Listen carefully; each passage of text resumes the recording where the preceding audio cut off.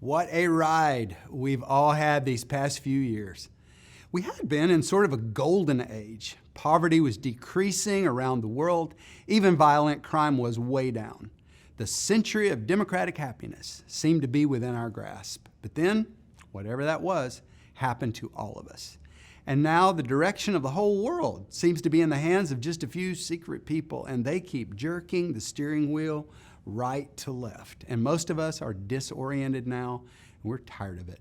Millions of children and young people now have to take meds for anxiety. Humans are having a tough time. We're all overloaded and burdened. And you know, confidentially, Christians aren't doing any better than the general population, according to statistics. We're also battling lethargy, depression, and loneliness. We might turn to the church for help, but the church is suffering too. 40% of pastors have thought about quitting the ministry in the past year alone. Young people are leaving church, and since the COVID lockdowns, 300,000 church buildings in the U.S. alone sit in silence all week, waiting for much, much smaller groups to come visit on Sundays. What's gone wrong with church? Why do modern Christians seem so timid and spiritually anemic? And what about you? Are you really satisfied with where you are right now, spiritually, emotionally, and relationally? Let's try to diagnose what's wrong and see what we can all do to help.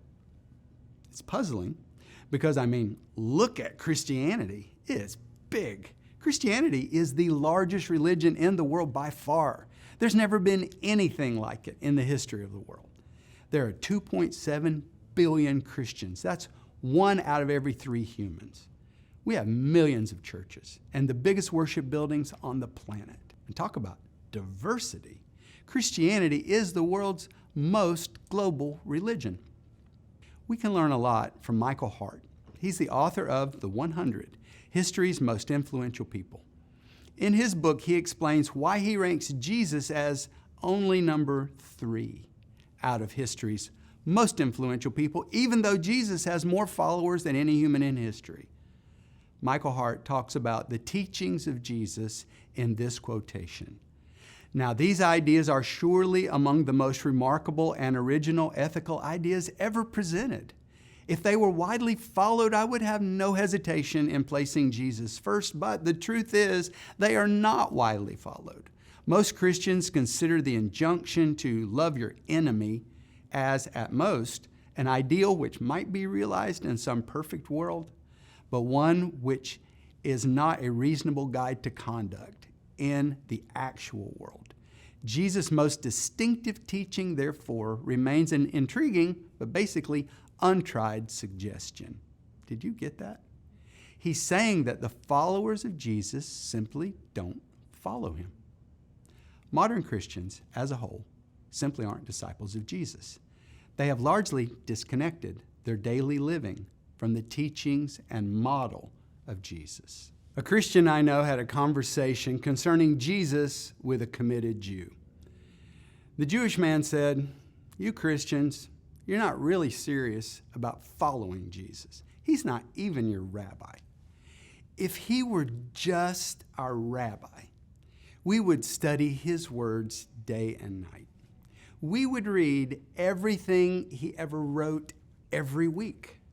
We would imitate his manner of living, and that's just if he was our rabbi." My friend, the path of Jesus has become totally overgrown by this global business and political enterprise called Christianity. Millions of people have come to churches across the world, and they have found smoke and lights, great singing, great speakers, friendly smiles, even free coffee. But in the past 2 years, 40% of them have walked away, and we have to discover why.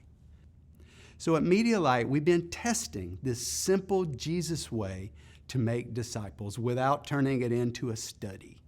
We tested it in Asia among resistant populations, and we tested it in nations that are much more open to Jesus. We've tested it for 15 years now, and it works. It's not a Bible study. It's not a book to study. It's something you do. This approach works. Any believer can become a disciple of Jesus who knows his commands and does them. And basic discipleship can be accomplished in 12 weeks of focused attention. To make it easier for you to install action discipleship where you're at, we're releasing our program for you to use so you can develop disciples and disciple makers. It's called the Jesus Quest, and I really hope you'll adopt it. Anyone can become a disciple and disciple others using this simple process. Here's how our process works. First, we made a list of the 12 most obvious lifestyle commands Jesus has given to all of us. These are our 12 steps in the quest to take on the lifestyle of Jesus. Second, everyone in the program gets a personal mentor to guide their progress weekly. Third, we gather in groups once a week to make plans on how to best integrate these actions Jesus commanded in our daily life. We live out one command every day for a week. That's our focus. After 7 days, we gather again to process our experience and prepare for the next quest. We don't click them off.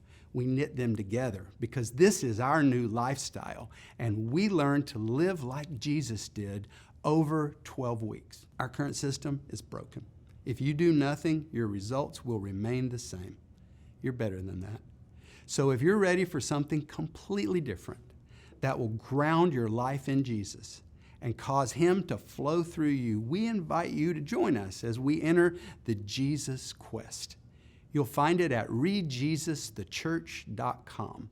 That's readjesusthechurch.com. So click that button and I'll see you on the inside.